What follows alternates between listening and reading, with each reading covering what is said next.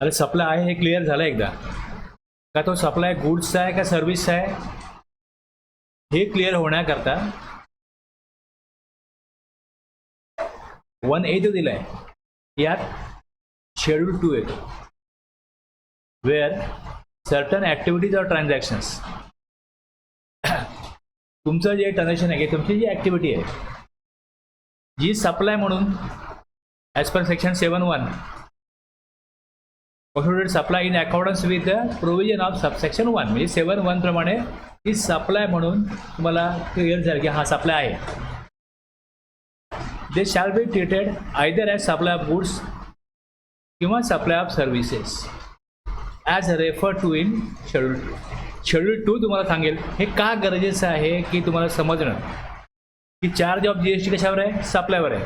पण काही HSN code आहेत ते गुड्सचे वेगळे आहेत, सर्व्हिस अकाउंट कोड वेगळे आहेत, मग त्याच्या रेट नोटिफिकेशन वेगळे आहेत. मग जर तुम्हाला क्लिअर झालं गुड्स आहे ॲज पर सेक्शन 2 क्लॉज 52 आणि सर्व्हिसेस जे गुड्स नाही आहेत ते सर्व्हिसेस आहेत as per section 2 clause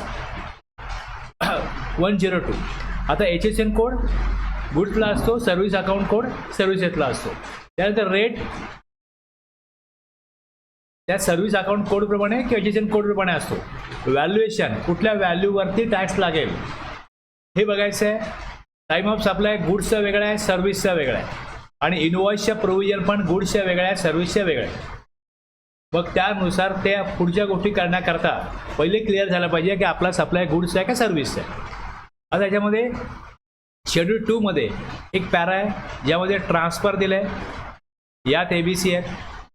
land आणि बिल्डिंग आहे, यात AB आहे. Treatment or process, transfer of business asset यामध्ये ABC. मग सप्लाय ऑफ सर्व्हिसेस खाली दिलेले सगळे सप्लाय ऑफ सर्व्हिसेस आहेत, त्यामध्ये ABCDEF आहेत आणि कंपोजिट सप्लाय हे 6 पॅरा याच्यामध्ये आहेत. हे 6 पॅरा आपल्याला बघायचे. आता यातला पहिला पॅरा ट्रान्सफर, याचं हेडिंग होतं any transfer of the title in goods is a supply of goods. गुड्सचं टायटल ट्रान्सफर झालं. आता smart furniture house sold furniture to mister Sanjay. आता हे परमनंटली विकतात, ट्रान्सफर होते. This will be treated as supply of goods because on sale the title of the furniture is transfer to mister Sanjay. Any transfer of right in goods, goods वापरण्याचा अधिकार मिळाला, किंवा of undivided shares in goods without the transfer of title thereof, हे supply of service असेल. आता एक JCB machine आहे, ते वापरायला दिलं कोणी? Mister Sanjit shall transfer right to use a JCB machine for a period of 2 months for an agreed consideration to mister Baiju in April. त्या transfer of JCB machine actually एक गुड्स आहे, गुड्स ट्रान्सफर केले पण ते मर्यादित काळाकरता केले, नंतर ते परत घेणार. अशा प्रकारचं ज्यावेळेस ट्रान्सफर होईल तेव्हा हे ट्रान्सफर ऑफ टायटल JCB मशीनचं कशा करता केलं आहे? टेम्पररी पर्पज केलं आहे. तर हे ट्रान्सफर ऑफ, हे सप्लाय ऑफ सर्व्हिस असेल. हे ट्रान्सफर जे आहे ते mister P and mister K are joint owner of a movable property. Mister P sells his, आता कसं एक 2 व्यक्तींनी मिळून एक मुव्हेबल प्रॉपर्टी घेतली. काही दिवस तुम्ही वापरायचा, काही दिवस मी वापरायचं. आता ज्यावेळेस माझा टर्न आहे त्यावेळेस दुसरा कोणतरी व्यक्ती बघितला मी की अरे माझा राईट आहे, हा राईट तुम्ही वापरा, मी त्याला तो अधिकार दिला वापरण्याचा. हे सप्लाय ऑफ सर्व्हिस आहे. तर काय काय कोणती ही दुकानं आहेत, एक वर्ष एक भाऊ चालवतो, दुसऱ्या वर्षी दुसरा भाऊ चालवतो, त्यांचा असा बिझनेस चालतो. हे 2 वर्ष 3 वर्ष एकाने चालवायचा, मग त्याच्या पुढच्या याला दुसऱ्याला टर्न येईल. तसे काय मुव्हेबल प्रॉपर्टीज आहे. समजा JCB मशीन आहे, हे घेतलं, 1 महिना एक व्यक्ती वापरेल, दुसऱ्या महिना दुसरा व्यक्ती वापरेल. पण दुसऱ्या व्यक्तीचा ज्यावेळेस टर्न येतो त्यावेळेस त्याला गरज नाही आहे, मग तो काय करतो? कोणतरी असा व्यक्ती बघतो की ज्याला गरज आहे, तर तो म्हणतो की माझा टर्न आला आहे, हे तू वापर, 1 महिन्याकरता तुला वापरता येईल, आणि ते वापरण्याचे चार्जेस तो घेतो. हे सप्लाय ऑफ सर्व्हिसमध्ये येईल.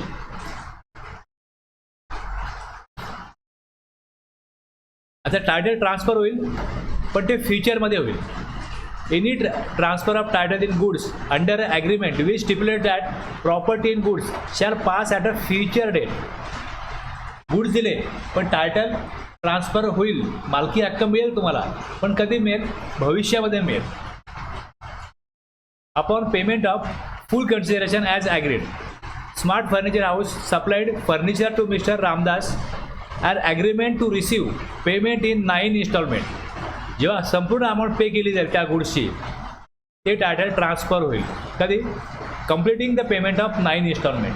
याच्यामध्ये 3 बघितलं तर आपण एक transfer of title in goods immediate transfer झालं. दुसरं फ्युचरमध्ये ट्रान्सफर. इथे ट्रान्सफर होणार नाही, इथे फक्त काय होईल? वापरण्याचा अधिकार मिळेल. जर वापरण्याचा अधिकार दिला तर हे सप्लाय ऑफ सर्व्हिस आहे, आणि परमनंटली मालकी हक्क मिळाला तर हे सप्लाय ऑफ गुड्स असेल.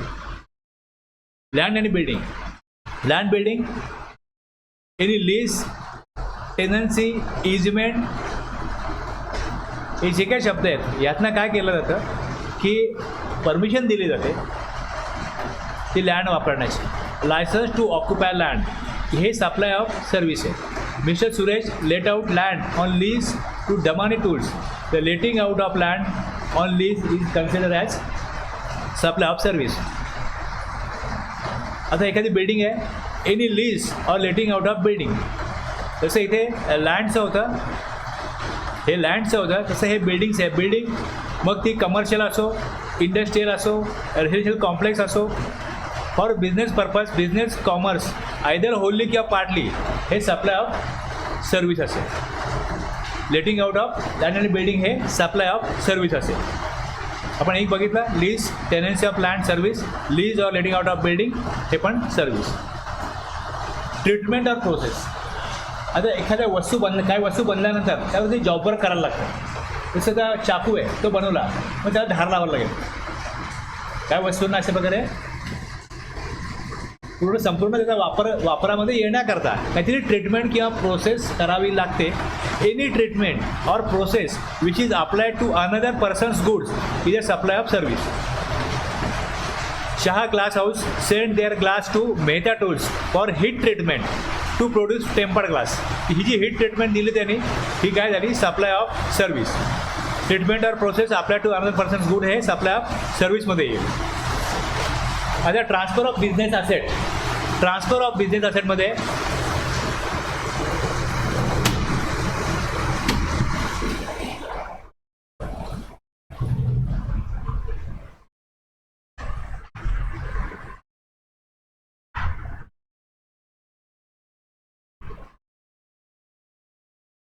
ट्रान्सफर ऑफ बिझनेस ॲसेट, याच्यामध्ये where goods forming part of asset of a business. म्हणजे बॅलन्स शीट आहे, त्या बॅलन्स शीटमध्ये ॲसेट असते. एक असते फिक्स ॲसेट, दुसरं असतात करंट ॲसेट, म्हणजे ॲसेट आहेत कुठल्याही प्रकारच्या.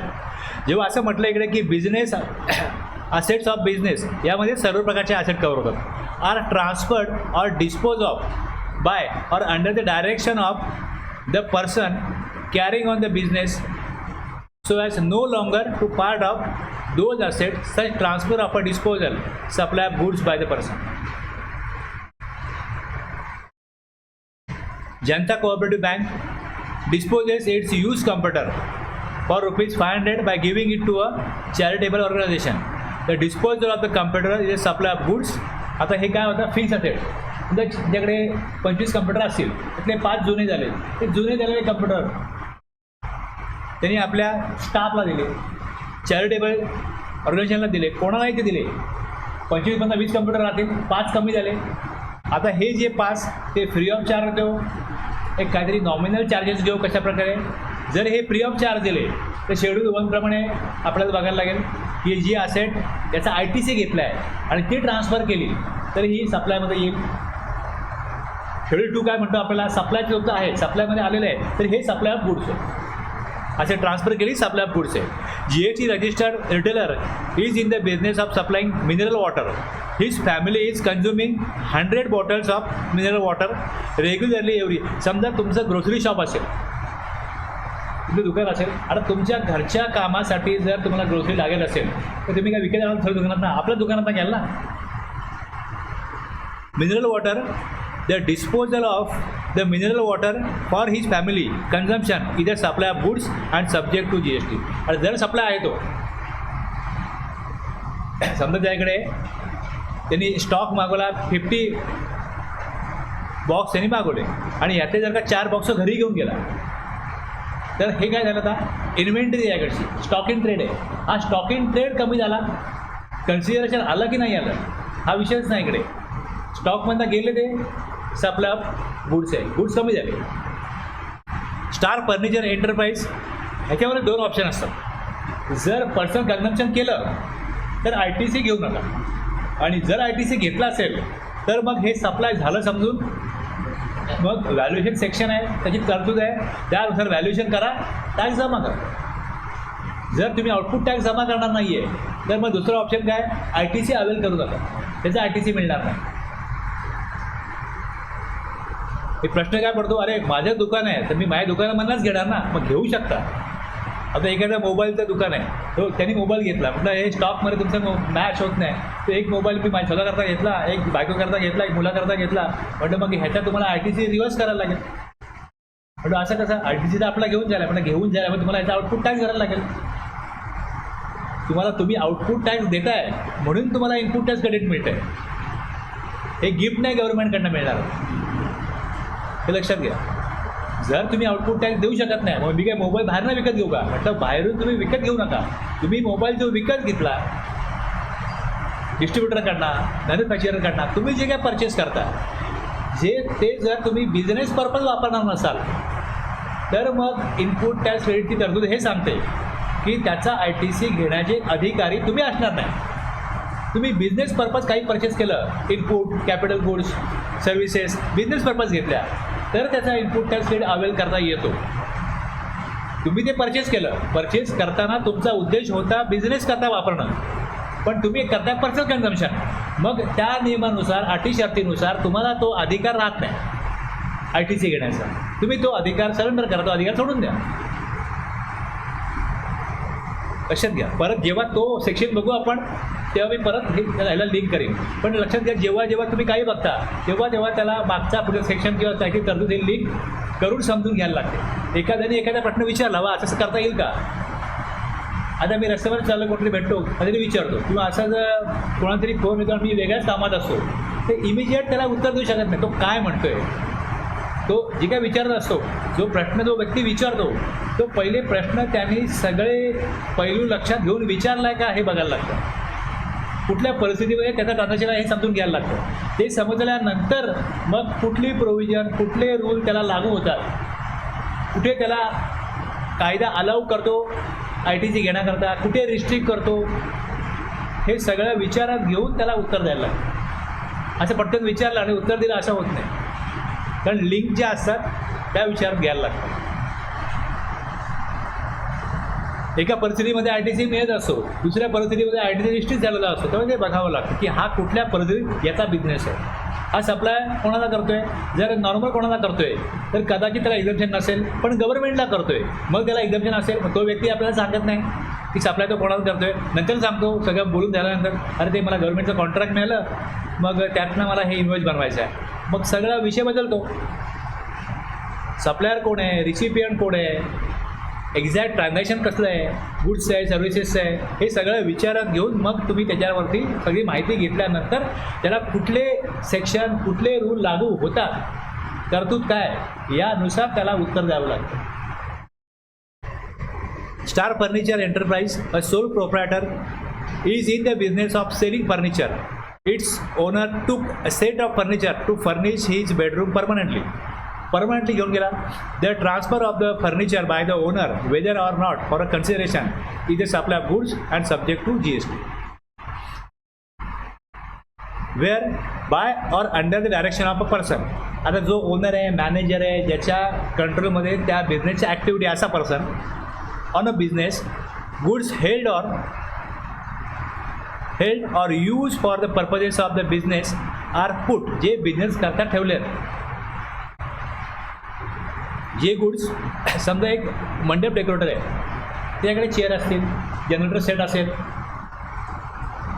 Put to any private use, त्यांनी प्रायव्हेट यूज करायला दिलं, or are use or made available to any person for use, कोणाला तरी वापरायला दिलं फॉर एनी पर्पज. आता बिझनेससाठी समजा ज्या चेअर आहेत, जनरेटर सेट्स आहेत, हे एखाद्या व्यक्तीला वापरायला दिलं, कशा करता, प्रायव्हेट पर्पज, म्हणजे तो purpose of the business other than the purpose of business the usage or making available of such goods is supply of service. जर बिझनेस पर्पज दिला असता तर सप्लाय ऑफ सर्व्हिसेस असतं. यांनी काय केलं आहे, अदर दॅन बिझनेस पर्पज दिलं आहे. तरी पण इथे काय म्हटलं गेलं आहे, हे गुड्स जे वापरायला दिले हे सप्लाय ऑफ सर्व्हिस आहे.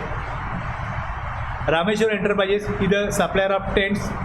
The company lends a few tents to its manager for its sons wedding. The कंपनीने काय केलं आहे, मॅनेजरच्या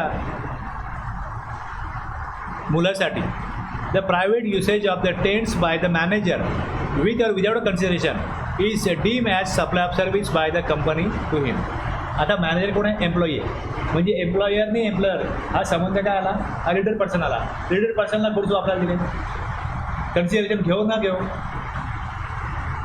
जो बिझनेस आहे टेंट भाड्याने देणं हा बिझनेस आहे, तो कोणाला दिले, आपल्याच एम्प्लॉयरला दिले. तरी पण हे सप्लाय ऑफ सर्व्हिस आहे. म्हणजे सप्लाय असेल, सप्लाय टॅक्सेबल आहे तर मग टॅक्स देणार. हे कायदा सांगतो, हे काय लिगली असेल.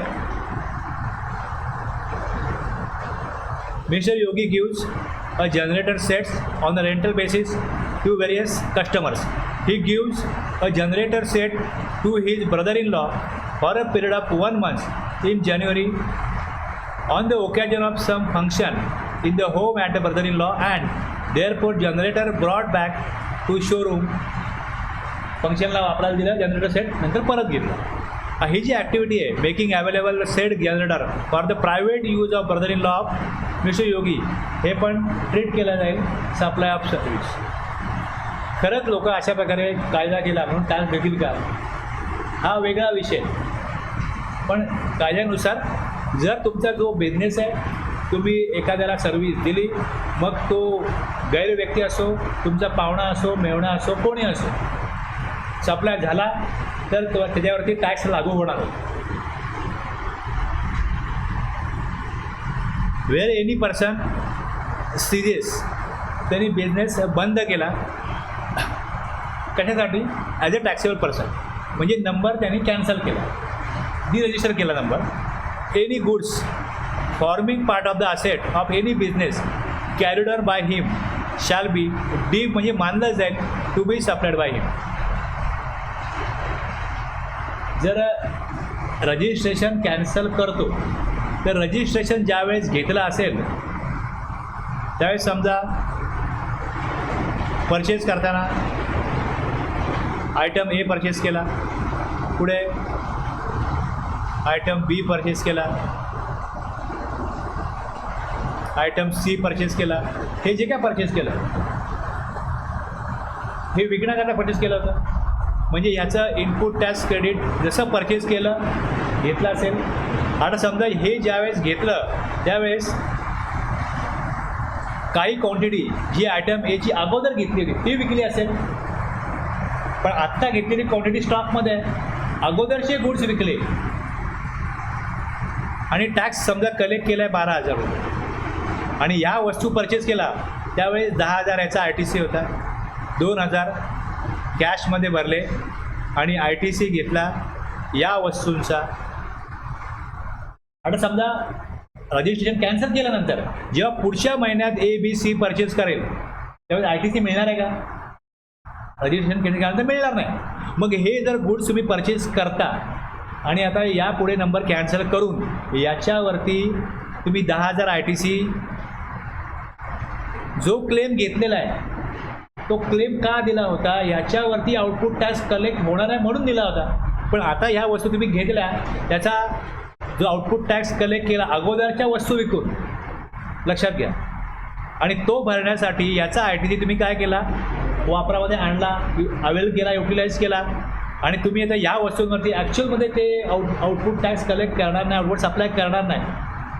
कशा करता, टॅक्स कलेक्ट करणार का नंबर कॅन्सल करणार. जर असं घडलं where any person ceases to be a taxable person, आता जे goods forming part of asset, मग ते कॅपिटल गुड्स असो, इनपुट्स असो, असं मानलं जाईल deem to be supplied by him in the course or furtherance of his business immediately before he ceases to be a taxable person. ज्या डेटला त्याचा नंबर कॅन्सल होतोय त्याच्या अगोदर ते सर्व स्टॉकमध्ये असलेले गुड्स त्यांनी विकले असं समजलं जाईल, म्हणजे हा सप्लाय ऑफ गुड्स असेल. कळलं एवढं? जर एखाद्याने नवीन नंबर घेतला किंवा एखाद्याने बिझनेस चालू आहे, जोपर्यंत बिझनेस चालू आहे तोपर्यंत तो परचेस करतो, टॅक्स देतो, पण त्याला ITC अवेल नाही करता येत कारण की तो रजिस्टर्ड पर्सन नाही आहे. आता समजा तुम्ही एक बिझनेस चालू केला, तुम्ही वर्ष 2 वर्ष बिझनेस चालू केला, तुमचं ॲग्रिगेट टर्नओव्हर वार्षिक उलाढाल 40 लाख नाही आहे, 20 लाख आहे. पण तुम्हाला असं वाटलं की आपण जर GST नंबर घेतला तर आपल्याला इनपुट टॅक्स क्रेडिट जेवढा आपला वेस्ट होतो तो जर आपण अवेल केला तर आपल्याला जास्त फायदा होईल. हे समजा वर्षाला तुम्हाला 3,000 रुपये पर मंथ GST रिटर्न भरण्याचे चार्जेस असतील आणि तुम्ही असा हिशोब केला की 36,000 रुपये मला वर्षाला पे करायला लागतील रिटर्न भरण्याकरता. पण जर आपण 20 लाखाचा माल विकत असू तर आपण किती RTC वर्षाला फुकट घालवतो आणि तुमच्या लक्षामध्ये आलं की बराच घालवतो. लक्षामध्ये आलं की समजा 2 लाख रुपये माझा ITC वाचेल, मग तुलनेने 36,000 रुपये गेले तर काय फरक पडत नाही, तो आपल्याला ITC मिळेल.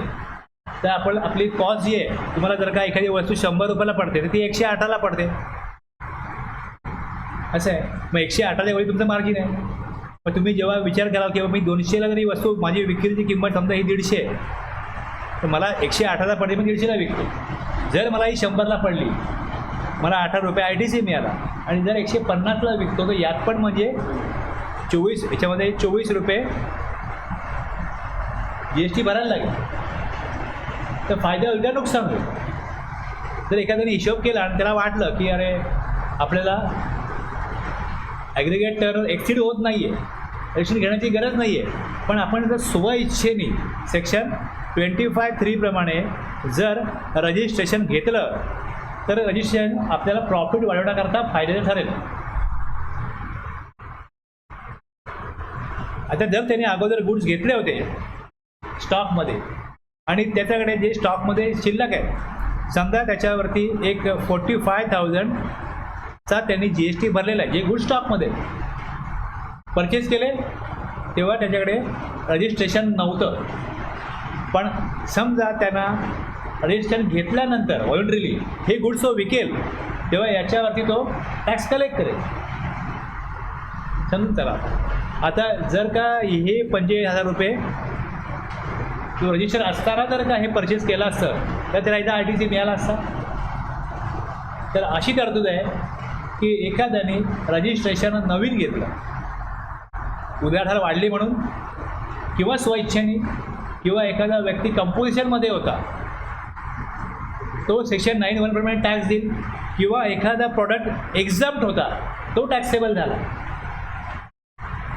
ह्या कुठल्याही परिस्थितीत जर का एक मॅन्युफॅक्चरर आहे, तो P वस्तू बनवतो आणि त्याचे इनपुट्स ABC आहे, तर त्याला ह्याचा ITC घेता येत नाही कारण की P जो आहे हा एक्झॅम्प्ट आहे.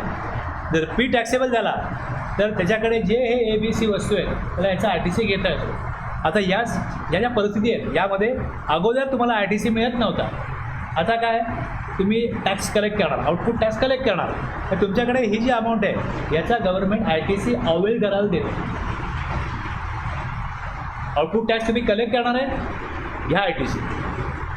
मग त्याचं एक वेगळं रिपोर्टिंग करायला लागतं, त्याचा एक वेगळा फॉर्म भरून गव्हर्नमेंटकडे सबमिट करायला लागतो की बा हे गुड्स माझ्याकडे स्टॉकमध्ये आहेत. वर्षभरामध्ये जे एवढं परचेस केलं आहे, नंबर जर माझ्याकडे आज मी घेतलेला आहे तर त्याच्या अगोदर 1 वर्षामधले जेवढे इनवॉइस आहे त्यामध्ये घेतलेले गुड्स जेवढे स्टॉकमध्ये आहेत तेवढ्या गुड्सचा ITC availment of ITC allow होतं. तसं इथे काय केलं, तुम्ही नंबर कॅन्सल करताय तर जे गुड्स तुमच्याकडे आता शिल्लक आहेत त्याच्यावर तुम्ही पुढे टॅक्स कलेक्ट करणार नाही. हे लॉजिकल आहे ना. जर अगोदर तुम्ही टॅक्स कलेक्ट करत नव्हतात, ITC मिळत नव्हता, यापुढे टॅक्स कलेक्ट करणार आहात तर तुम्हाला याचा ITC आम्ही देतो. पण अगोदर तुम्ही ITC घेतला आहे, आता म्हणता यापुढे आम्ही जे गुड शिल्लक आहेत त्याच्यावरती आम्हाला टॅक्स कलेक्ट नाही करायचा कारण की आमचा बिझनेस सबस्टॅन्शियली डाऊन झाला आहे, नको आम्हाला नंबर आता. तर या परिस्थितीमध्ये स्टॉकमध्ये जे गुड्स असतील ते विकले असं मानून त्याच्यावरती जो GST देणं असेल तो द्यावा लागेल. आणि हेच आपल्या गुड्स म्हणजे दुसरी जी प्रोव्हिजन आहे त्याला इथे टॅक्स घ्यायचा असेल तर इथे तो सप्लाय आहे हे सांगतात आणि तो सप्लाय गुड्स आहे. जे सप्लाय नसेल तर पुढे टॅक्स येणार नाही. त्यामुळे इथे क्लिअर केलं, जर एखाद्याने नंबर कॅन्सल केला तर त्याच्याकडे शिल्लक स्टॉकमध्ये जे गुड्स असतील ते त्याला विकले. आणि समजा एखादा बिझनेस आहे तो एखाद्याला चालत नाही आहे आणि तो बिझनेस दुसऱ्याने टेक ओव्हर केला. जर टेक ओव्हर केला तर जे काय गुड्स आहे, जे काय स्टॉक आहे त्याच्यावरती माझा बिझनेस मी तुम्हाला दिला तर तुम्ही पुढे टॅक्स कलेक्ट करणार ना. मग या परिस्थितीमध्ये मला टॅक्स देण्याची गरज लागणार नाही. एवढी व्यक्ती जरी बदलला तरी टॅक्स मिळणार आहे. मग इथे खाली अनलेस आहे, unless the business is transferred as a going concern to other person. जर बिझनेस ट्रान्सफर, संपूर्ण चालू बिझनेस ट्रान्सफर केला दुसऱ्याला तर याला म्हणतात गोईंग कन्सर्न. याला म्हणतात ट्रान्सफर ऑफ गोईंग कन्सर्न. लक्षात घे. ओनर बदलला पण गव्हर्नमेंटला या फरक पडत नाही. अगोदर एक व्यक्ती विकत होता, सप्लाय करत होता आणि दुसरा व्यक्ती करेल, आम्हाला टॅक्स मिळायची मतलब आहे. पण जर का तिथे जे गुड स्टॉकमध्ये आहेत त्याच्यावरती जर टॅक्स कलेक्ट होणार नसेल तर मग जो व्यक्ती आपला नंबर कॅन्सल करेल तो सप्लाय गुड्स आहे आणि त्याला टॅक्स द्यायला लागेल. अनलेस तो बिझनेस ट्रान्सफर होऊन दुसरा व्यक्ती चालवत असेल तर, किंवा the business is carried out on by a personal representative who is deem to be taxable person. कोणीतरी तो बिझनेस पुढे कंटिन्यू करत नसेल तर मग सप्लाय गुड्स आहे टॅक्स द्यायला लागेल. Mr. A is a GST registered shoe store owner. As his business has substantially reduced over the last year, he has decided to close the business and retire. At the time of deregistration, he has goods on hand value as stock of rupees 5,000. The stock of rupees 5,000 shall be deemed to be supplied by him. Okay. Transfer, disposal of business asset, supply of goods. Deregistration of business, deemed supply of goods in stock, and putting out to private use, making available goods to other for non-business purpose, हे supply of service मध्ये येईल. आता supply of service मध्ये आता आपण हा para 5 बघतो. याच्यामध्ये जेवढे क्लॉजेस आहेत हे सप्लाय ऑफ सर्व्हिस मध्येच येते. रेंटिंग ऑफ इम्युएबल प्रॉपर्टी, कुठल्याही प्रकारची इम्युएबल प्रॉपर्टी असेल ही जर रेंटवर दिली, Rama rented her shop to Jaya for her business for a period of 1 year. Renting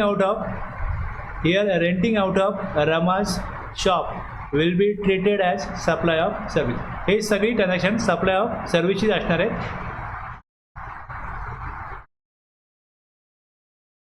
The following shall be treated as supply of service. सगळी सप्लाय ऑफ सर्व्हिसेस ही ॲक्टिव्हिटी जी आहेत. कन्स्ट्रक्शन ऑफ अ कॉम्प्लेक्स, काय म्हटलं बघा इथे कन्स्ट्रक्शन म्हटलंय, construction service. Construction of a complex building, civil structure or a part thereof including a complex. 100 flat आहेत, त्यातला एक फ्लॅट म्हणजे काय झालं, पार्ट देअर ऑफ. आता फॅक्टरी बिल्डिंग आहे, संपूर्ण फॅक्टरी एकच व्यक्ती घेईल, तिकडे ते पार्ट ऑफमध्ये येत नाही, संपूर्ण घेतलं.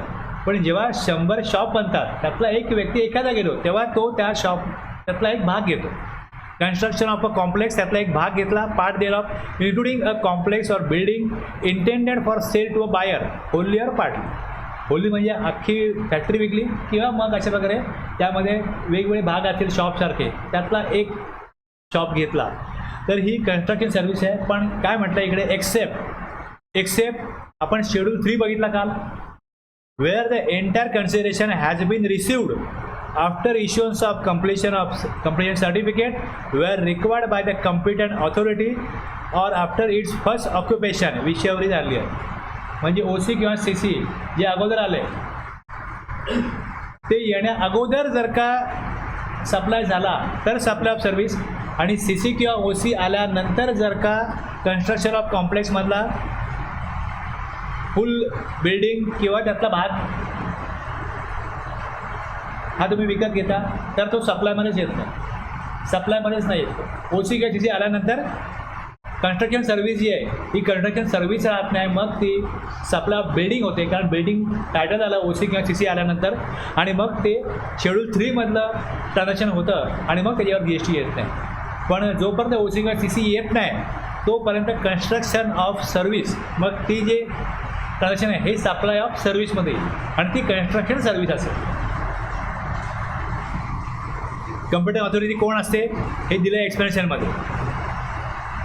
म्हणजे जसं महानगरपालिका आहे, वेगवेगळ्या राज्यांमध्ये वेगवेगळं architect register with the council or architect constituted under the architect, chartered engineer register with the institution of engineer, licence surveyor, हे कोण आहेत? Means the government.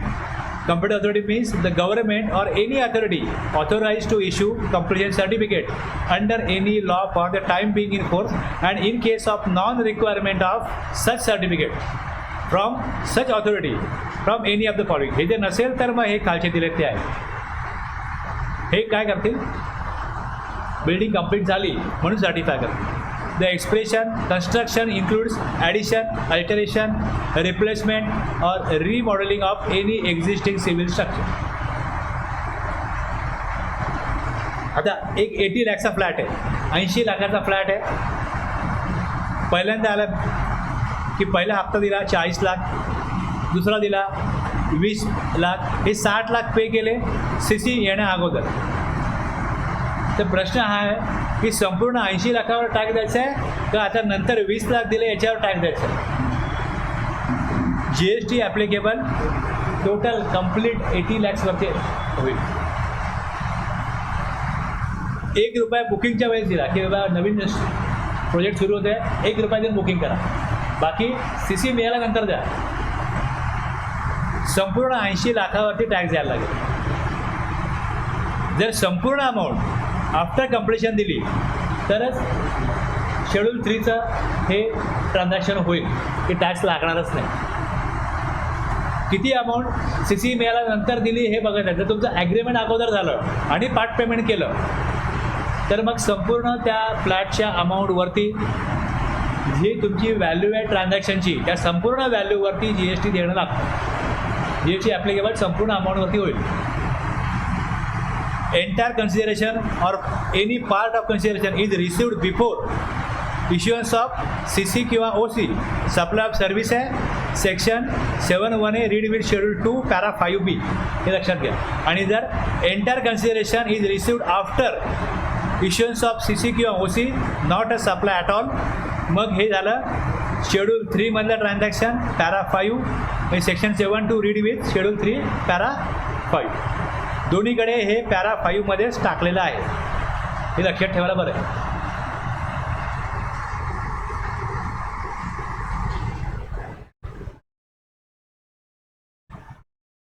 Temporary transfer or permitting the use or enjoyment of any intellectual property right, म्हणजे copyright, patent, trademark, designs, any other similar right to an intangible property.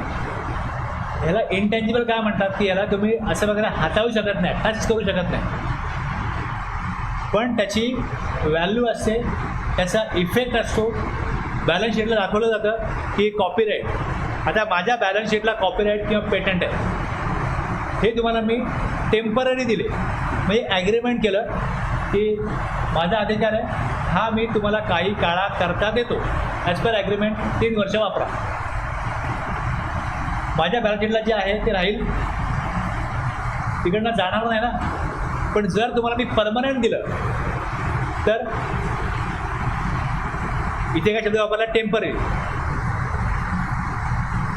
Temporary दिलं तर supply of service, आणि जर permanently दिलं तर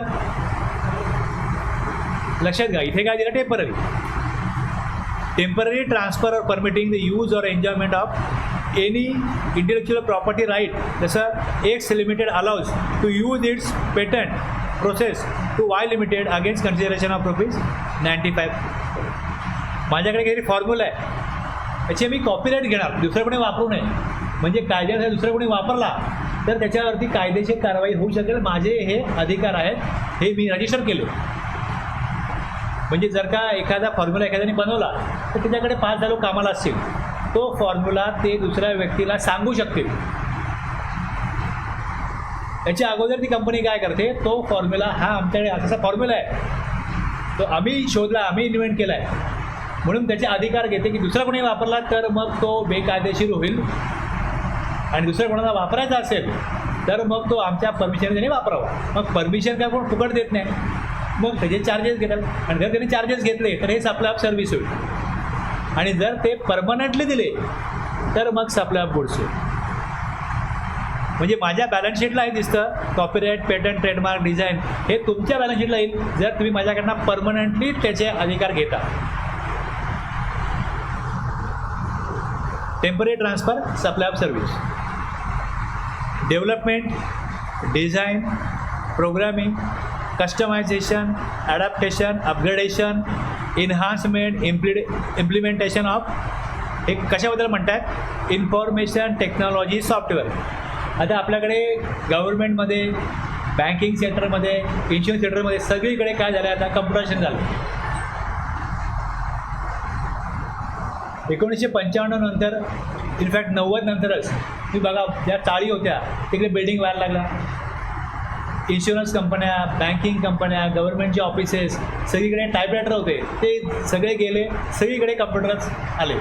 आणि बँकेमध्ये ज्या काय पहिले एखाद्याला लोन पाहिजे, किती EMI येईल हे सगळं लोक मॅन्युअली काढायचे, या आता उद्या या, किती लोन आहे, हप्ता किती, उद्या सांगू, वेळ लागायचा त्यांना.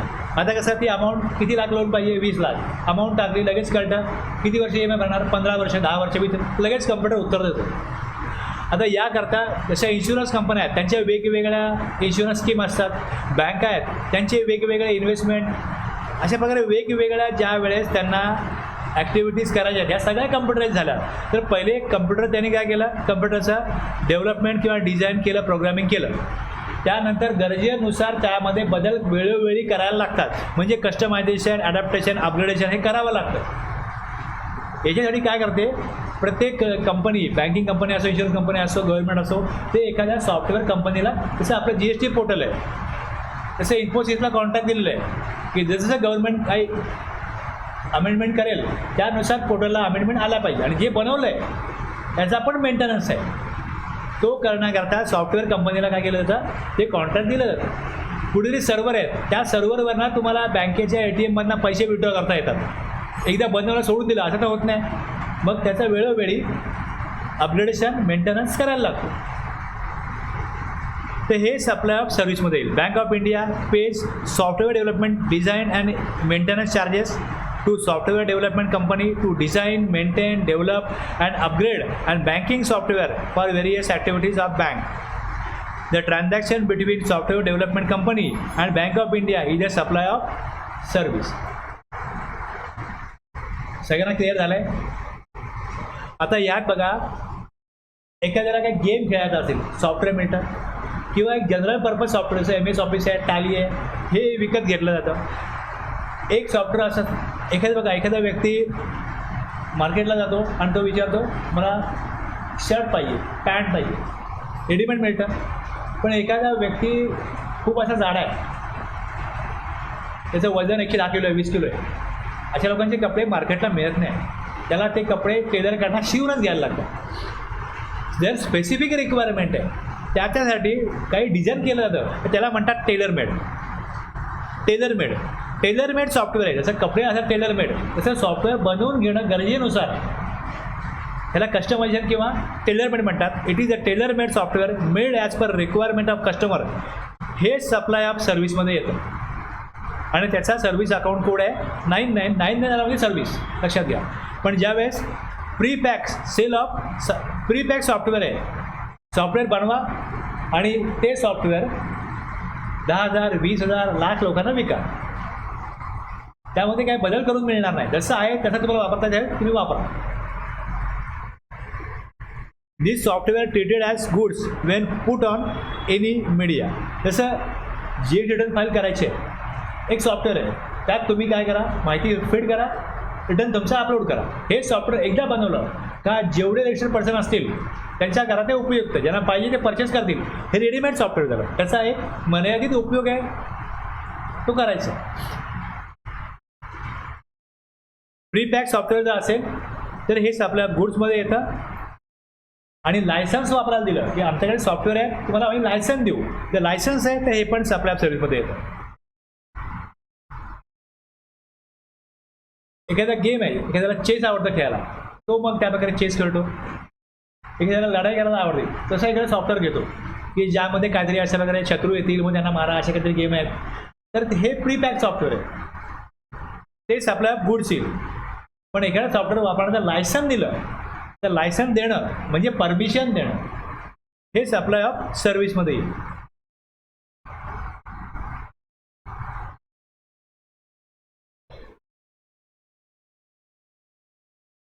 त्याच्यामधलं आणखीन एक क्लॉज असा आहे, agreeing to the obligation to refrain from an act or to tolerate an act or a situation or to do an act. एक काय, तुम्ही ॲग्री करता, agree to obligation to refrain from an act एक झालं, or to tolerate an act or situation, आणि तिसरं to do an act. Expression agreeing to the obligation to refrain from an act हे एक, काहीतरी करू नका तुम्ही, याकरता तुम्हाला काय केलं, ॲग्री केलं. दुसरं agreeing to the obligation to tolerate, सहन कराय. तिसरं agreeing to the obligation to do an act, काहीतरी करा, म्हणजे करणं, न करणं, सहन करणं. या हे जे ट्रान्झॅक्शन आहे, आता तुमच्या घराच्या बाजूला एक व्यक्ती घर बांधतोय आणि तुम्ही सांगाल की बा माझे जे काय हक्क आहेत त्याच्यावरती बाधा येते, तुम्ही अशा प्रकारे काम करू नका, दुपारी काम करू नका, संध्याकाळी 7 नंतर काम करू नका. असे डिस्प्यूट जेव्हा होतात, तो बिल्डर येतो, बाबा तुझ्या घरासमोर मी काम करतोय, हे 10,000 रुपये घे, प्लीज त्रास देऊ नको बाबा. तो माणूस गप्पा ऐकेल की नाही मला सांगा, ऐकेल की नाही? मग इथे काय केलं त्यांनी, तू हे सहन कर, हे टॉलरेट कर, तू त्रास देऊ नको, हे जसं त्यांनी केलं तसं हे बिझनेस पर्पज, बाबा हे असं करायचं, तुम्ही असं करू नका. हे एक ट्रान्झॅक्शन आहे बिझनेसचं. तुम्हाला त्रास होतो मान्य आहे, पण आम्हाला पण आमचा बिझनेस करू द्या, आणि तुमचं काय नुकसान होतं आहे तर तुम्हाला आम्ही नुकसान भरपाई देतो. ठीक आहे. Means any act which binds a person of not to do or not doing a particular thing in a particular manner in given circumstances. जसं एक नॉन कॉम्पिटंट ॲग्रीमेंट आहे, where any party agrees not to compete with the other party in a product, service or geographical area. जसं बघा, mobile company आहे, तुम्ही महाराष्ट्रामध्ये business करा, आम्ही राजस्थानमध्ये करू, हे दोघांचं ॲग्रीड आहे. पण ह्यांनी सांगितलं एका कंपनीने की तुम्ही हरियाणामध्ये यायचं नाही, तुम्हाला त्याकरता आम्ही 5 करोड देतो, 50 करोड देतो, असं ॲग्रीमेंटच केलं की तुम्ही तुमचा बिझनेस स्पेसिफिक एरियामध्ये वाढवायचा नाही, तुम्ही तिकडे तुमच्या बिझनेससाठी पाय रोवायचे नाही. याकरता तुम्हाला आम्ही, तुम्ही बिझनेस कराल, तुम्हाला काय मिळेल, प्रॉफिट, आम्ही तुम्हाला ते एक सर्टन अमाऊंट देतो, कॉम्पेन्सेट करतो. हे लिगल आहे, यात काही इलिगल नाही. इन्कम टॅक्समध्ये पण असा खर्च दाखवता येतो की हा खर्च मी बिझनेस पर्पज केला, आमचा बिझनेस वाढण्यामध्ये बाधा येऊ नये म्हणून आम्ही दुसऱ्या कंपनीला एक नॉन कॉम्पिटंट ॲग्रीमेंट केलं. हे लिगली ॲग्रीमेंट करतात की हे मान्य करताय तुम्ही की तुम्ही तिकडे बिझनेस करणार नाही. मग ते काय अमर्यादित कालावधी करता नसतं, 3 वर्ष करतात, 3 वर्ष 5 वर्ष तुम्ही तिकडे येणार नाही. ॲग्रीमेंट करून दिलं, 5 करोड दिले, 50 करोड दिले, तर हे कागदावरती ॲग्रीमेंट होतं, रेकॉर्ड होतं, हा बिझनेसचा खर्च म्हणून मान्य होतो. तर मग सप्लाय ऑफ सर्व्हिस आहे, GST पण द्या. हे सप्लायमध्ये, हे सप्लाय ऑफ सर्व्हिस आहे, याच्यावर GST पण द्या. आपल्याला पुरतं आपल्याला तेवढंच बघायचं आहे किंवा हे लिगल आहे, तर मग हे जे ट्रान्झॅक्शन आहे हे सप्लाय ऑफ सर्व्हिसमध्ये येईल. Mr. Rajesh, an employee of Infosys, agrees not to work with Tata Consultancy Service for at least 2 years by signing a non-compete agreement and against payment of rupees 10 lakh. This refers to a reference from Act at least 2 वर्ष म्हटले म्हणजे काय कुठलाही व्यक्ती agreement करतो तेव्हा life time नाही करत, काहीतरी एक पिरियड होतो, या सर्टन पिरियड करता हे मान्य आहे मला. मग पुढे जाऊन परत तुम्ही ॲग्रीमेंट एक्सटेंड करा, आणखीन पुढचे पैसे द्या. बिल्ड कसं होतं, जो ॲग्रीमेंट करून घेतो त्यालाही परिस्थिती पुढे बदलते. तर तो म्हणतो 2 वर्ष करू नको, पुढे बघीन मी काय होईल. जर माझाच बिझनेस माझ्याच एकंदरीत सर्व्हिस चांगला वाढणार असेल, या तिकडे तुम्ही आता असा मी सेटअप केलं, काय मला फरक पडत नाही कोणाच्या कॉम्पिटिशनला. त्या परिस्थितीमध्ये जो ॲग्रीमेंट करतो पहिले घाबरत असतो त्यालाच गरज पडत नाही. त्यामुळे परिस्थितीनुसार ह्या मुवमेंट बदलत असतात, गरजा बदलत असतात, त्यानुसार कॉन्ट्रॅक्ट ॲग्रीमेंट बदलत असतात, बनत असतात आणि ती ॲग्रीमेंट मग पुढे जाऊन कंटिन्यू होतील नाही होतील डिपेंड आहे परिस्थिती. A builder refrain from constructing more than a certain number of floors, even though permitted to do so by the municipal authorities against a compensation paid by the neighboring housing project which wants to protect its sunlight.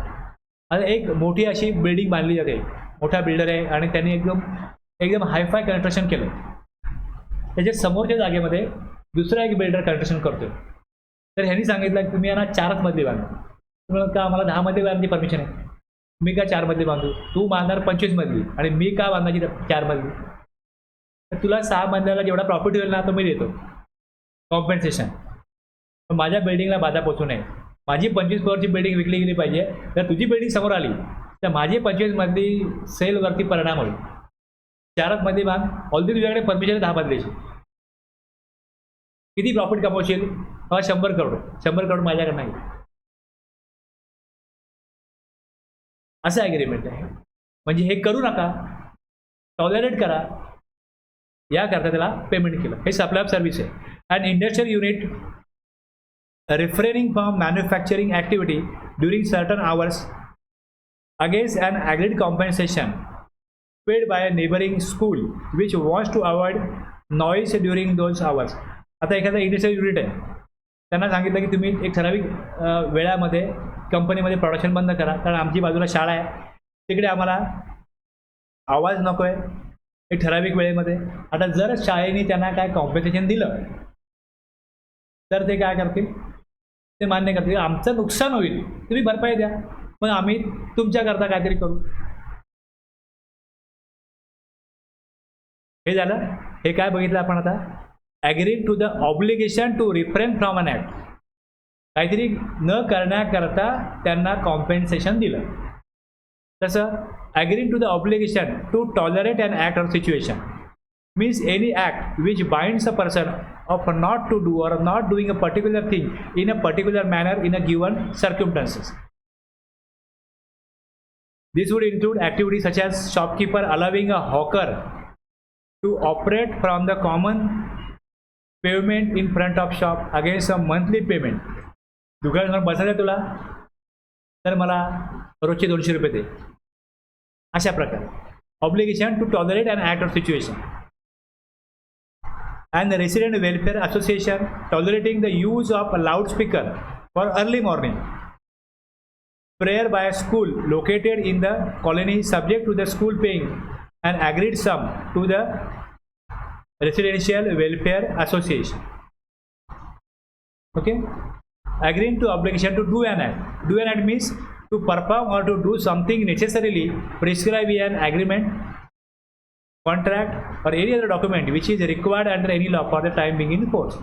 This would include a case where an industrial unit agrees to install, हे करा, install करा, requirement of zero emission, जे उत्सर्जन होतं वेगवेगळ्या वायूंचं त्याकरता discharge at the behest of the RWA. आता कायद्यानुसार एक ठराविक त्यांच्याकडे जर वायू निघत असेल ठराविक क्षमतेने तर त्यांना ते इन्स्टॉल करायला लागतं. पण ह्यांनी सांगितलं की जरी तुम्हाला कायद्यानुसार ते बंधनकारक नाही तरी तुम्ही ते करा, आम्हाला त्रास होतोय. तर ते काय करतील, आम्हाला कायदा काय कंपल्सरी करत नाही, आम्हाला मॅन्डेटरी नाही आहे, तुम्हाला नुकसान होतं म्हणून आम्ही काय करू, तर तुम्हाला आम्ही चार्जेस देतो हे करण्याकरता. मग त्यामुळे ते चार्जेस दिले हे सप्लाय ऑफ सर्व्हिस होईल.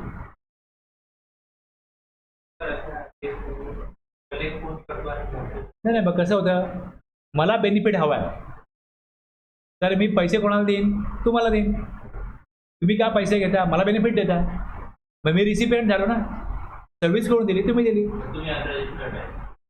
मग ज्या केसमध्ये तुम्हाला 22(1)चं हे लागत नाही सप्लायरला, तिथे काय नाही.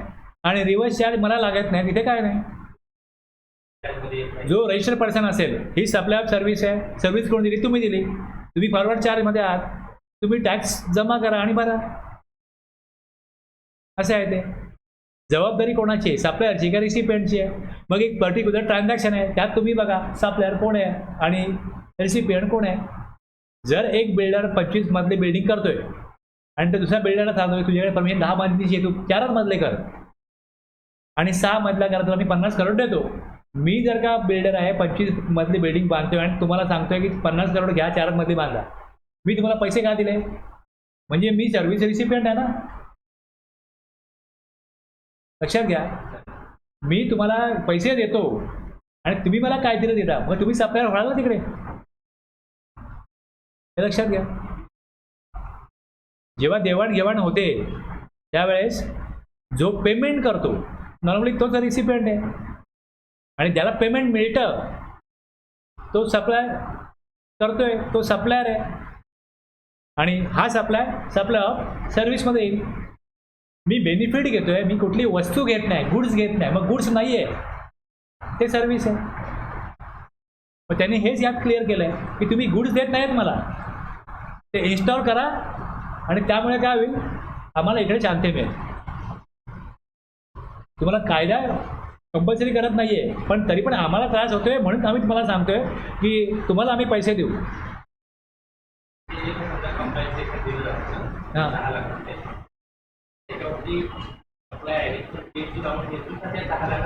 नाही बघ कसं होतं, तुम्ही ज्या वेळेस मार्केटला जाता, मोबाईल घ्यायला जाता, 10,000चा मोबाईल आहे, इन्क्लुडिंग GST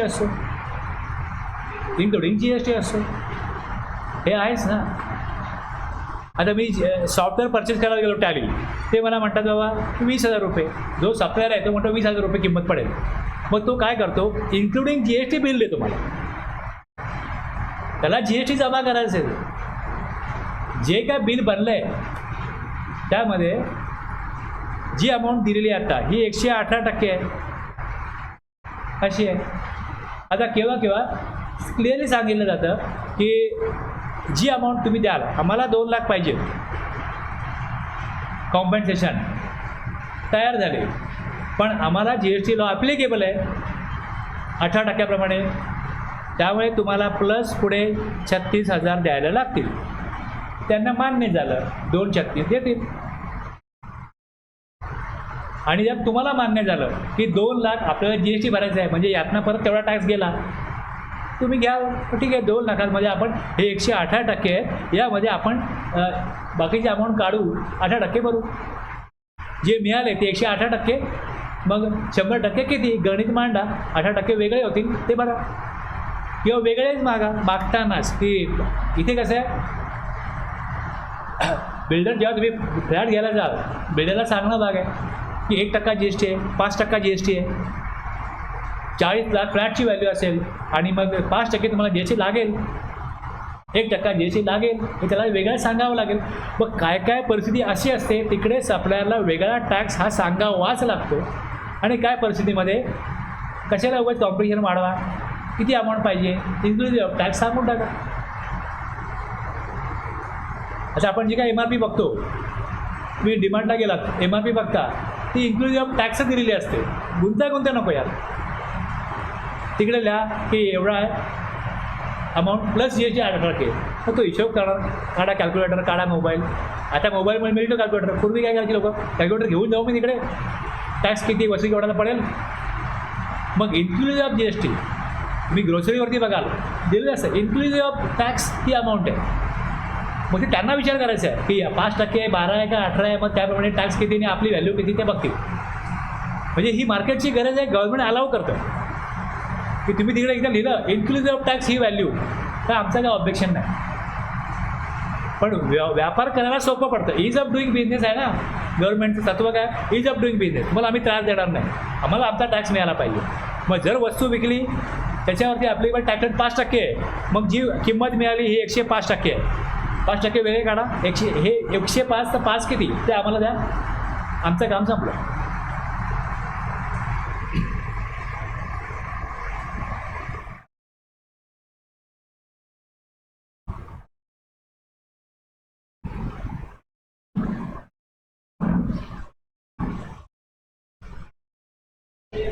हां काय आलं?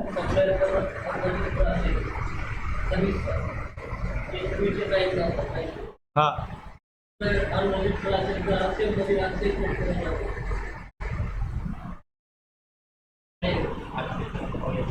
बघा, तुम्हाला जे तिकडे सांगितलं आहे की RCMमध्ये टॅक्स कोणाला लागतो, त्यात तुम्ही येता का? तुमचं ट्रान्झॅक्शन जे आहे हे RCMमध्ये येतं का? तसं GTA बघितलं आपण. GTA सर्व्हिस कोणी घेतली? आता जर का अशा प्रकारे त्यात पण जर एक्झम्पशन लागू आहे, शक्यतोवर बघा एका ट्रान्झॅक्शनसाठी कोणालाही रजिस्ट्रेशन घ्यायला लावलं जात नाही. हे पण लक्षात घ्या. एकदाच करणार आहे मी, जो कायमस्वरूपी करतोय. जसं एखाद्याला GTA सर्व्हिस कायम घ्यायची आहे, पण तुम्ही कायम घेताय तर मग घ्या रजिस्ट्रेशन, असं आहे ना ते.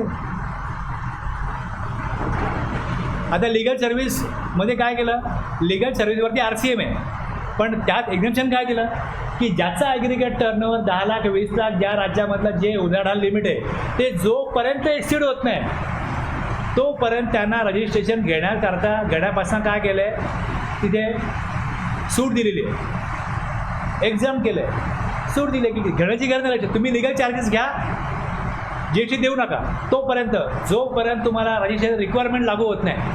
मग 22(1) असो किंवा 24 असो.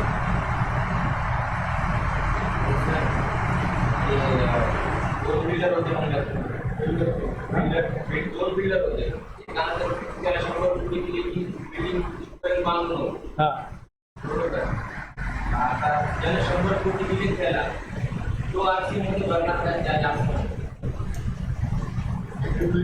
आता तुम्हाला मी रिव्हर्स चार्जची यादी सांगितली ना, ही सप्लाय ऑफ सर्व्हिस आहे. आता तुम्हाला ज्या 20 सर्व्हिस सांगेल का समजा एक्झाम्पल, त्या 20 सर्व्हिसमध्ये ही सर्व्हिस आहे का? नाही आहे ना. बघा पहिले हे बघा सप्लाय आहे का, तुमचा सिक्वेन्स काय आहे.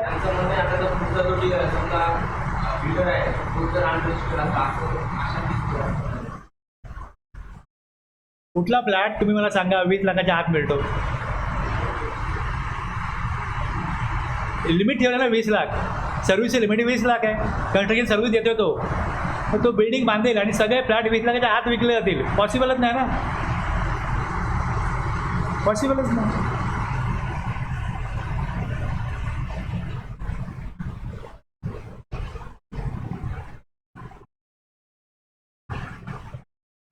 सप्लाय तुमचं जे ठरायचं नाही, पहिले सप्लायमध्ये आलं. आता ह्यात त्यांनी सांगितलं की हे सप्लाय ऑफ सर्व्हिस आहे. आता जर हे सप्लाय ऑफ सर्व्हिसमध्ये येत असेल तर तुम्ही बघा हे रिव्हर्स चार्जमध्ये आहे का. ह्याचं उत्तर जर का नो आहे तर फॉरवर्ड चार्जमध्ये आहे.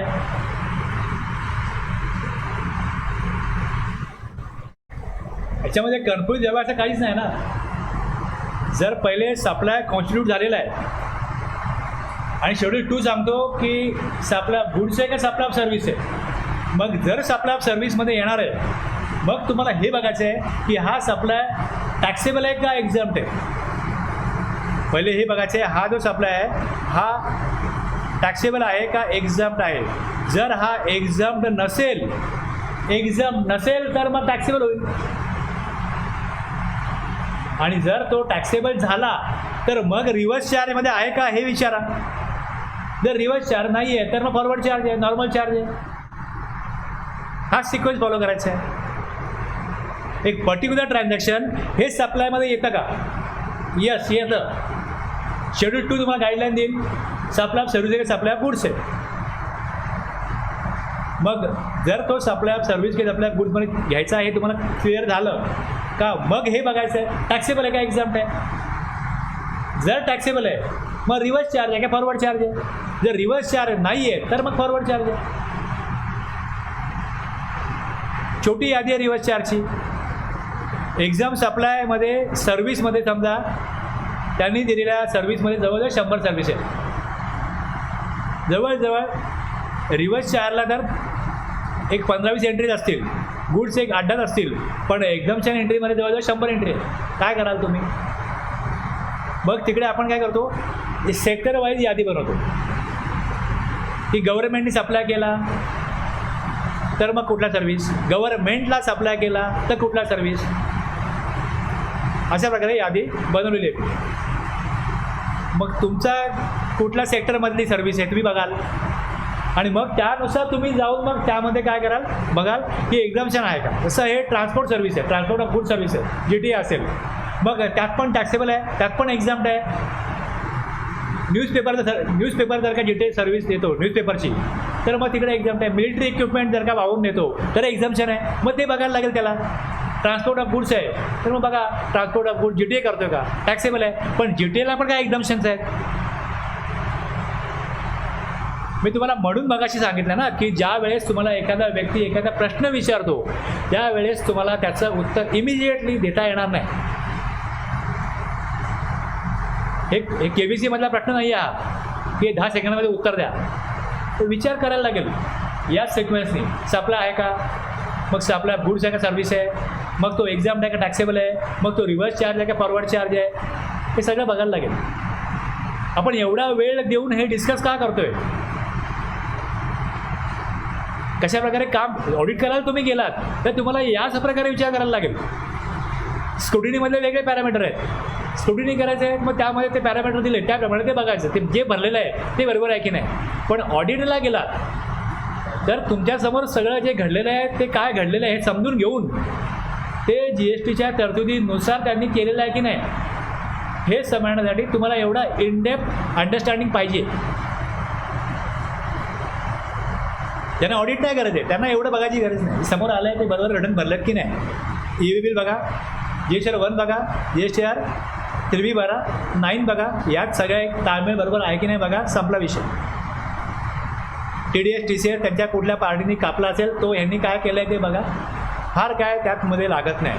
पण ईच अँड एव्हरी ट्रान्झॅक्शन ते प्रॉपर प्रोव्हिजनप्रमाणे त्यांचं सगळं काम झालं की नाही हे जर समजून घ्यायचं असेल ऑडिट पर्पज तर तुम्हाला या सगळ्या लिंक त्याचे टॅक्सेबिलिटी एक्झाम्पशन्स हे सगळं व्यवस्थित समजून घ्यायला लागेल. आणि पहिले जे 57-58 सेक्शन आहेत हे टॅक्सपेअरच्या साठी काय ऑब्लिगेशन आहे, म्हणजे 54 रिफंड आहे, 54 रिफंड आहे, 51-52 TCS TDS आहे. एवढे सेक्शन जे आहेत हे टॅक्सपेअरने काय करायला पाहिजे याच्यावर आहे.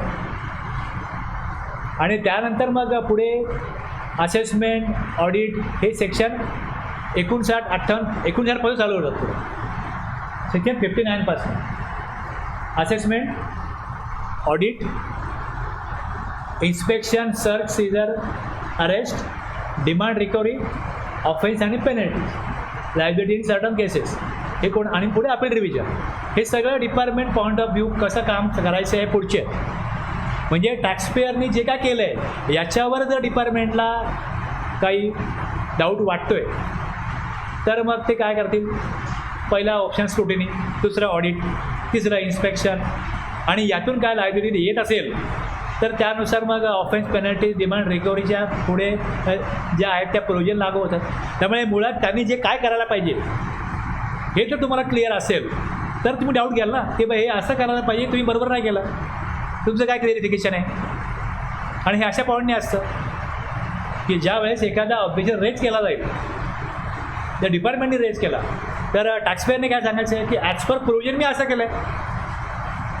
लक्षात घ्या, तुम्हाला काय वाटतं किंवा मला काय वाटतं ह्याला महत्त्व नाही. कायदा काय सांगतो, हा सेक्शन आहे, हा रूल आहे, हे नोटिफिकेशन आहे, याच प्रकारे मी काम केलं आहे, ॲज पर लॉ माझं काम चुकीचं कसं आहे तुम्ही सांगा.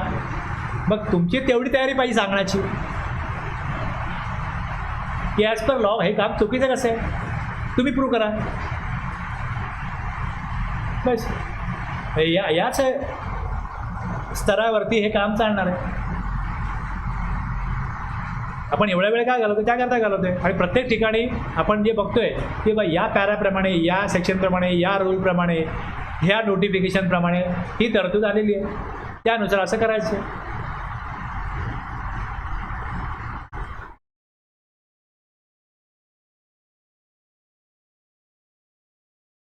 Transfer of right to use any goods for any purpose for cash, deferred payment और other valuable consideration.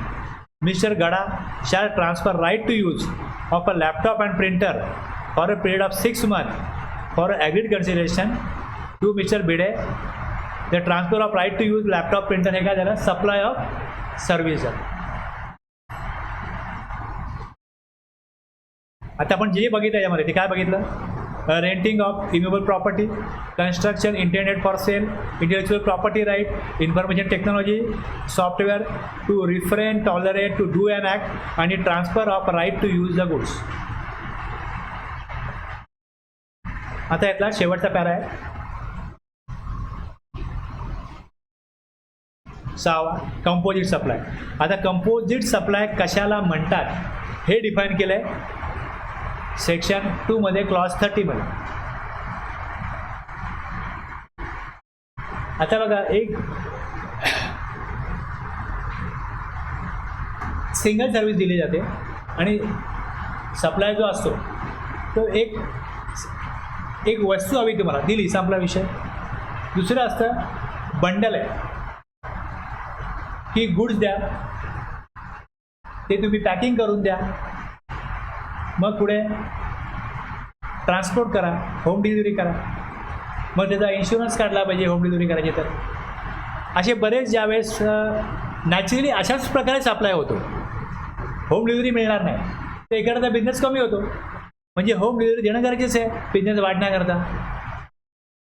Composite supply means a supply made by a taxable person to a recipient consisting of एकाहून जास्त, 2 or more taxable supplies of goods.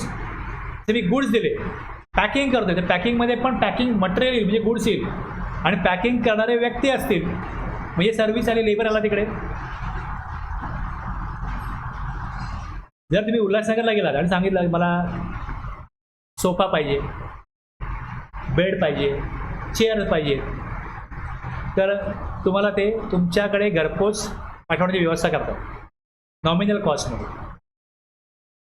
काय वस्तूची किंमत आहे, 20,000 तुमच्या घरी येईल, मी फक्त एक ट्रान्सपोर्ट कॉस्ट 700-800 रुपये असतील ते द्या सांगते, मग तुमच्या नावाने ते ट्रान्सपोर्ट बुकिंग करतील आणि तुमच्या घरी ती वस्तू येईल. हे त्यांना करावंच लागतं. एखाद्या व्यक्तीला ट्रान्सपोर्ट आम्ही बघणार नाही, मग तुम्ही मला मी कुठे बघू ट्रान्सपोर्टर कुठे आहे, इथे कोण ट्रान्सपोर्ट सर्व्हिस देतो हे मी कुठे बघू, मग तुझ्याकडून नाही घ्यायचं मला, तुम्ही असंच बोलाल ना. हे घरपोच मी कसं देणार, माझ्याकडे काय, मी काय इथे टेम्पो घेऊन नाही आलो.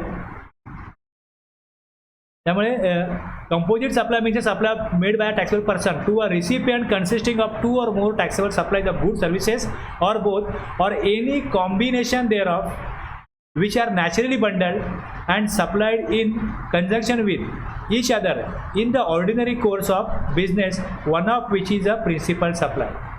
जो मुख्य सप्लाय आहे तो प्रिन्सिपल सप्लाय आहे आणि तो देण्याकरता आणखीन गुड सर्व्हिसेस द्यायला लागतात, ह्याला काय म्हणतात, composite supply. Where goods are packed and transported with insurance, the supply of goods, packing material, transport and insurance is a composite supply, and supply of goods is a principal supply. मुख्य supply करण्याकरता इतर काय सहाय्यक supply करावे लागतात, आणि जर ते केलेले असतील मुख्य सप्लाय बरोबर तर तो सप्लाय येतो कॅटेगरी ऑफ कंपोजिट सप्लाय. आता आपण बघतो की बघ, तुम्ही रस्त्यावरून चाललाय, तुम्हाला भूक लागली, एखादी हातगाडी असते, उभ्या उभ्या खायला लागतं. इथे काय झालं, त्यांनी फूड तुम्हाला सप्लाय केलं, पण तेच तुम्ही जेव्हा एखाद्या चांगल्या हॉटेलला जाता, एक व्यक्ती येतो तुम्हाला वेलकम करतो, या सर, मग तुम्हाला विचारतो, बसवतो, मग दुसरा व्यक्ती येतो, तुम्हाला काय पाहिजे, मग तिथे पंखा लावलेला असतो, AC असतो, टेबल खुर्च्या सोफा जे काय असेल ते असेल, तिकडे तुम्ही बसता. त्यांना प्रोव्हाइड काय करायचं आहे, जे रस्त्यावरती जे स्ट्रीट फूड मिळतं ते फूडच आहे, हॉटेलमध्ये मिळतं काही वेगळं असेल पण ते फूडच आहे ना. पण तिकडे तुम्हाला ज्यावेळेस ते फूड सप्लाय करतात त्यावेळेस तुम्हाला सर्व्हिस पण दिली जाते. फूड बनवणं ही सर्व्हिस आहे, पण तुम्हाला बसवणं, तुमचं आदर तिथे करणं आणि तुम्हाला तिथे फॅसिलिटीज प्रोव्हाइड करणं, ह्या सगळ्या गोष्टी सर्व्हिसमध्ये येतात. मग हा कंपोजिट सप्लाय होईल की नाही होईल. अगोदर काय होत होतं, हॉटेलमध्ये फूड सप्लाय होते, गुड्स आहे, स्टेट टॅक्स लागायचा, वॅट द्या आणि तुम्ही एवढं सगळं आदर तिथे करताय, सर्व्हिस टॅक्स द्या. जर मी एक कोल्ड्रिंक पितो जाऊन काउंटरवरती घेतो तर MRPच्या वरती किंमत ते घेऊ शकत नाही. अंदाज 40 रुपीज MRP आहे कोल्ड्रिंकची, तो बोला 50 रुपीज. मी लोक का 40 रुपीज दिले याच्यावरती. पण त्याच वेळेस जर तुम्ही ते तुम्हाला टेबल खुर्ची बसायला दिली आणि सांगितलं याचे 70 रुपये तुम्हाला द्यावे लागतील.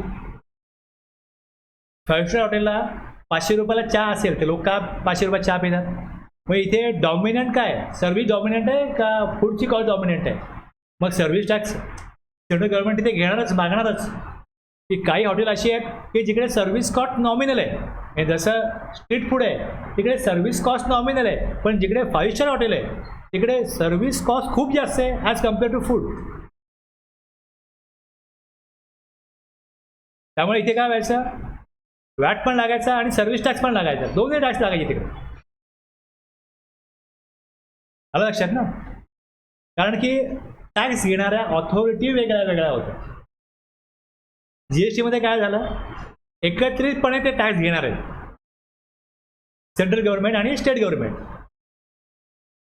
यात त्यांनी दिलं द फॉलोइंग कंपोजिट सप्लाय. तुम्हाला आता अर्थ क्लिअर आहे कंपोजिट सप्लायचा. The following composite supply shall be treated as a supply of service. आता ते क्लिअर आहे. ते म्हणतात की रेस्टॉरंट सर्व्हिस असेल तर ही सप्लाय ऑफ सर्व्हिस आहे. यापुढे तुम्ही सर्व्हिस अकाउंट कोड टाका आणि त्याचा रेट प्रिस्क्राईब आहे 5% तो द्या. तुम्हाला 2 ऑथॉरिटी त्रास द्यायला येणार नाही. वॅटचा हिशोब वेगळा करा, रिटर्न वेगळा भरा, सर्व्हिस टॅक्सचा रिटर्न वेगळा भरा, हे काय नाही. आता एकच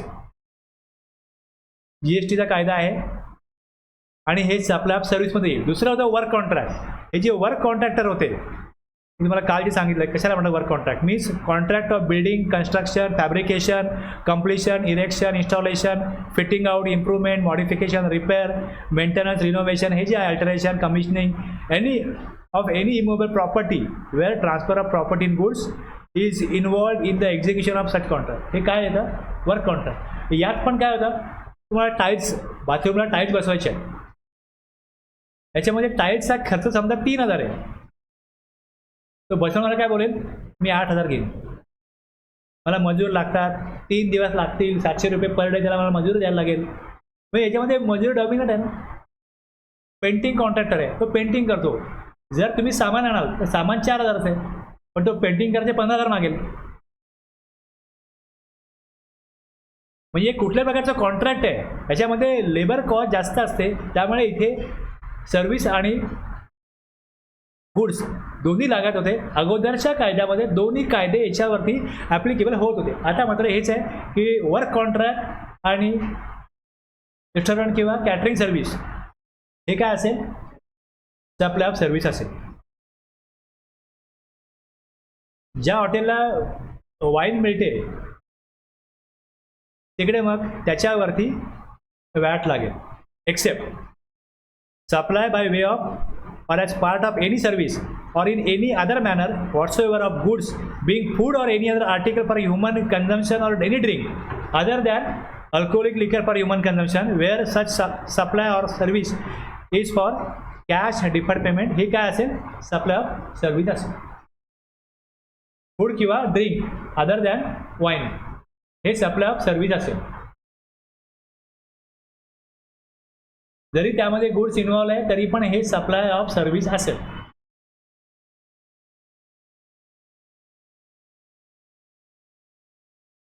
कसं आहे बघा, एक हा कायदा असा म्हणजे कुठल्या पण कायद्यामध्ये जे दिलेलं असतं, तुम्हाला तुमच्या अनुभवामध्ये एक प्राणी चाललाय, आपण म्हणतो रे ह्या प्राण्याला आपण घोडा म्हणतो, जर कायदा बोलला हा घोडा आणि गाढव आमच्यासाठी गाढवच आहे, तर मग त्याला गाढवाच म्हणायचं. हे सगळ्याला आम्ही हेच मानतो, आमच्यासाठी हे वेगळं नाही आहे.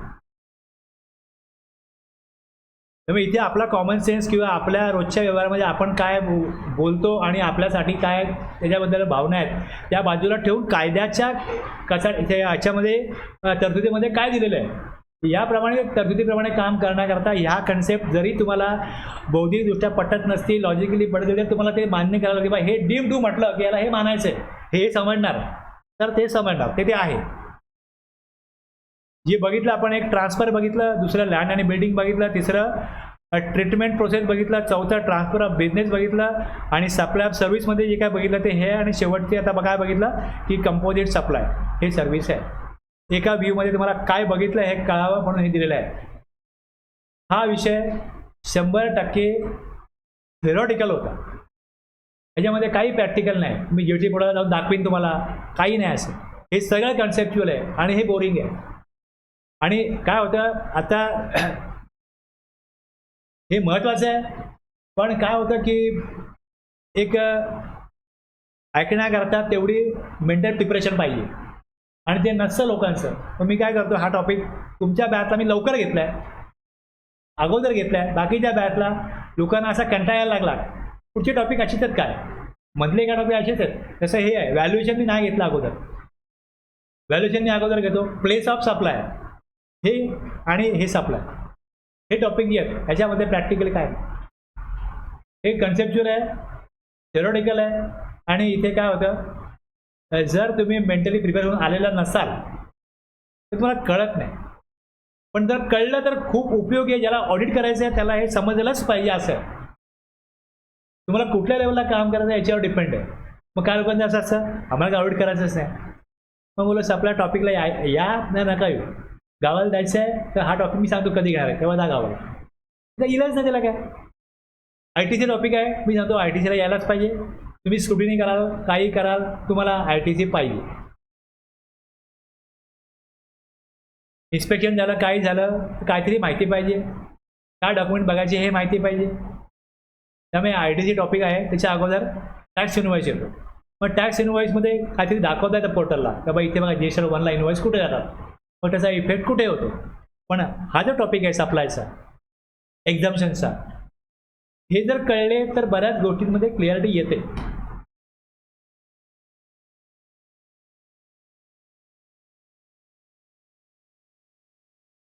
ब्रेक घेऊया. ओके.